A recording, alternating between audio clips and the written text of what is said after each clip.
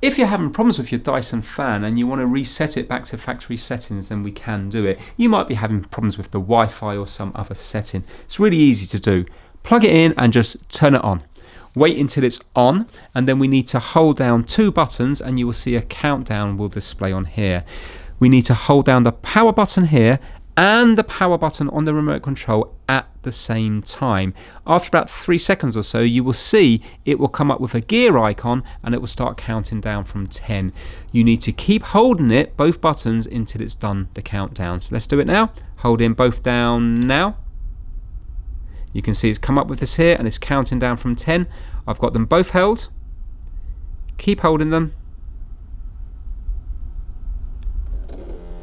And there we go, we've got a tick now, and I'm going to let go. And that is it. Your Dyson fan has now been reset. Thanks for watching.